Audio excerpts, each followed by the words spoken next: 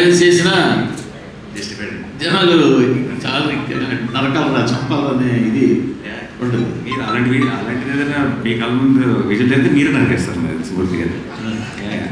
So I think it is all it is an emotion. మనకి violence అనేది emotion strong ఉన్నప్పుడు violence చాలా చాలా బాగా పండుతుంది అనడానికి మన గ్రేటెస్ట్ ఎగ్జాంపుల్ రాజమౌళి గారు ఉన్నారు. Because across India now we look up to him. Reason is not because ఆయన యాక్షన్ ఎపిసోడ్స్ చాలా బాగా తీస్తారని కదా, దానికి కావాల్సిన బలం, దానికి కావాల్సిన ఒక ఎమోషనల్ సాలిడ్గా పడుతుంది కాబట్టి. So I think I always believe in that. Shailesh also believes in that. So ఈ సినిమాలో మీకు ప్రతి ఒక ఏమంటారు ఒక చిన్న పూనకం వస్తుంది ఆ వైలెన్స్ చూసినప్పుడు. అది రావడానికి కారణం మీరు చూస్తున్న విజువల్లో, మీరు చూస్తున్న వైలెన్స్ కాదు, అక్కడున్న సిచ్యువేషను, దాని అనుకున్న ఒక emotion. So that is how violence should be. మీ సినిమాల్లో ఎన్ని ఉన్నా ఎలా ఉన్నా జెర్సీ మూమెంట్ అనేది మెమరబుల్ మూమెంట్, ఆ ట్రైన్ సీన్. సో దాన్ని మరోసారి అలాంటి సీన్ని మీ ఫ్యాన్స్ కావచ్చు, సినిమా ఫ్యాన్స్ కావచ్చు అందించాలన్న ప్రయత్నమా? ఇందులో ట్రైలర్లో ఒకటి 2 షాట్లు పడ్డాయి. ఎలాంటిదండి? అరిచేదా? మీరు భలే కనెక్ట్ అయ్యారు సార్. అసలు మాకు అసలు థాట్ కూడా రాలేదు ఇప్పుడు దాకా. బట్ నో కాదు సార్, వేరే ప్రపంచం, వేరే ప్రపంచం. Last question. ఇప్పుడు నాని 100 కోట్ల మార్కెట్ దాటేసిన హీరో, 100 కోట్ల కలెక్షన్ దాటేసిన హీరో. సో ఇప్పుడు టైర్ 1లో చేరుకునేటనా? టైరా అది ఎక్కడ ఉంటుంది సార్? అది ఎలా ఉంటుంది తెలియదు. But I never understood this question. Genuinely I am saying it's not about అది media created sir. It is అదేమి మనకి డిక్షనరీలో ఉన్న వర్డ్ కాదండి. ఇట్ జస్ట్ మనం క్రియేట్ చేసుకున్నది. ఇక దాన్ని బట్టి మీరు రకరకాల వాటిలో పెడితే దాని గురించి ఇంకా I never thought about it like that.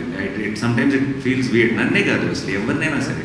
Me favourite actor అంటే ఎవరో చెప్పండి, మీరు ఎవరి సినిమాకి వెళ్ళాలని ఉందో చెప్పండి, ఎవరి సినిమాలు ఎలా ఆడుతున్నాయో చెప్పండి, ఎవరి సినిమాలు తగ్గట్టుగా వాళ్ళ బడ్జెట్స్ కానీ సెటప్ కానీ అన్నీ యాక్టర్స్ అంతా చేసుకోలేదు.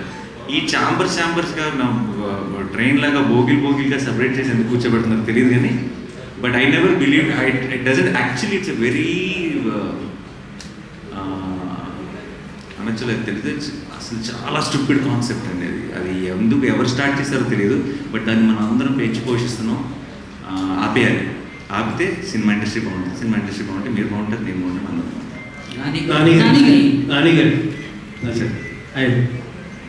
పెద్ద సాహసమే చేశారు మళ్ళీ. ఎందుకంటే ఒక సెక్షన్నే అంటే కిడ్స్ని పెయిన్ హార్టెడ్ని అసలు రావద్దని డైరెక్ట్గా మీరే చెప్పేస్తారు. అండ్ నేను అడిగే క్వశ్చన్ నాట్ ఫర్ కంపారిజన్, ఇంకోటో కాదు, ఒక ఆడియన్స్కి ఒక రైట్ ఎక్స్పెక్టేషన్ సెట్ చేయడానికి. ఆబ్వియస్లీ వైలెన్స్ అనేది జస్టిఫైడ్ వైలెన్స్, అన్జస్టిఫైడ్ వైలెన్స్ మేము సినిమా చేసాక తెలుసుకుంటాం. వైలెన్స్ అనేది ఎక్కువే ఉంది.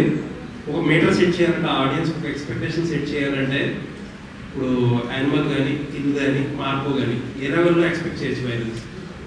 Nothing to do with. అంటే కంపారిజన్ కాదు ఏ సినిమాకి అసలు అంటే కైండ్ ఆఫ్ కంపారిజనే కాదు, కైండ్ ఆఫ్ బ్లడ్ షెడ్. ఆ 3 సినిమాలు ఐ థింక్ 3 డిఫరెంట్, చాలా ఈ సినిమాకి చాలా దూరంగా ఉండే సినిమాలు. అంటే వాటి గ్రామరే వేరు, దీని గ్రామర్ వేరు. సో నేను ఆ స్కేల్ని ఈ స్కేల్ని పక్క పక్కన పెట్టి అలాంటి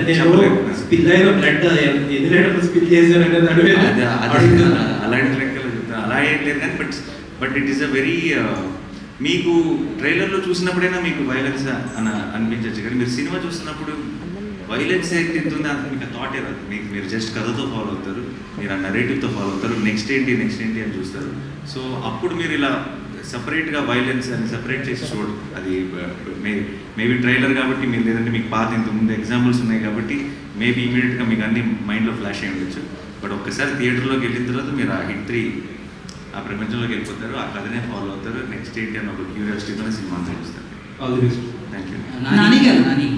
బేసికలీ మీరు మార్నింగ్ వైజాగ్లో మాట్లాడుతూ అన్నారు కదా, ఎవరైతే యాక్షన్ మూవీస్ నా నుంచి కోరుకుంటున్నారో వాళ్ళు థియేటర్కి రావచ్చు, మిగతా వాళ్ళు కొంచెం దూరం ఉందండి. సో మీకు ముఖ్యంగా పిల్లలు, లేడీస్ ఎక్కువ ఫాలోయింగ్ ఉంది, వాళ్ళ రాకపోతే కలెక్షన్స్ మీద ఎఫెక్ట్ పడదంటారు? అందరి కోసం అన్ని సినిమాలు అందరి కోసం చేయడం మొదలెట్టారు అనుకోండి, అప్పుడు అసలు కలెక్షన్స్ మీద ఎఫెక్ట్ పడుతుంది. So I think we should do what we genuinely believe in, and it's definitely పర్టికులర్గా ఇలాంటి వైలెన్స్, కొంచెం వైలెన్స్ ఎక్కువ సినిమా, క్రైమ్ థ్రిల్లర్, ఆబ్వియస్లీ అది genre.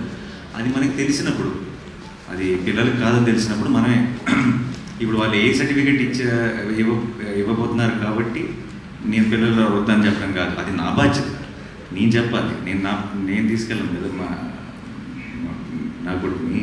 So it is a very important responsibility and నాకు it's not about every film. So ఇప్పుడు మీరు అన్నట్టే ఇప్పుడు ఎక్కడైతే ఒక సెక్షన్ ఎక్కడైతే తగ్గుతారో ఇంకొక సెక్షన్ పెరుగుతారు. సో అది ఇంకా డబల్ కూడా అవ్వచ్చు. వీల్ వెరీ సూన్ నో, ఇంకా జస్ట్ 15 రోజులు అంతే కాబట్టి మనకు తెలుస్తుంది. అయితే బేసికలీ నాని నుంచి ఒక మంచి లవ్ కావచ్చు, ఎమోషనల్ మూవీస్ కావచ్చు, ఇట్లాంటివన్నీ ఎక్స్పెక్ట్ చేస్తారు. బట్ ఇంత వైలెన్స్, దాంతోపాటు ది ప్యారడైజ్లో కూడా బూతులు, నాని ఎటుపోతున్నాడు అనే క్వశ్చన్ ఒకటి రైస్ అవుతుంది. దానికి ఏం చెప్తారు? అవదండి, మీకైంది అదంతే. నేను 10 సంవత్సరాల నుంచి ఉంటున్నాను. ఇప్పుడు దసరా చేసినప్పుడు కానీ ఇంకోటి దసరాలో ఎక్స్ట్రీమ్ వైలెన్స్ ఉంటుంది, లాస్ట్లో తల తీగిపోతాయి అదన్నా. And it's blockbuster. And సరిపోతాలో చాలా సాలిడ్ వైలెన్స్ ఈలో ఉంది అంతే. మరి ఎదగాలి కదండి మనిషి, అంటే నెక్స్ట్ లెవెల్కి వెళ్ళాలి కదా. So also it's not about that. Basically మీరు అన్నట్టు ఇందాక నాని సినిమా అంటే ఎక్స్పెక్ట్ చేస్తాను. నాని సినిమా అంటే మీరు యాక్చువల్లీ లాస్ట్ 4-5 years నుంచి చూస్తే నాకు తెలిసి, నేను ఆడియన్స్కి అయితే I feel like stay connected. Nani ఇంత లాస్ట్ సినిమా లాగా, నాని ఇంత ముందు చేసే సినిమా లాగా కొత్త చేస్తాడని చూస్తారని నేను అనుకుంటున్నాను. అండ్ నా ఆడియన్స్ నాకు తెలుసు అని నేను నమ్మితే కనుక, అండ్ ఐ థింక్ ఎగ్జాక్ట్లీ అది చేస్తున్నాను. So I think they will be very happy. So Nani, ఒక్క నిమిషం,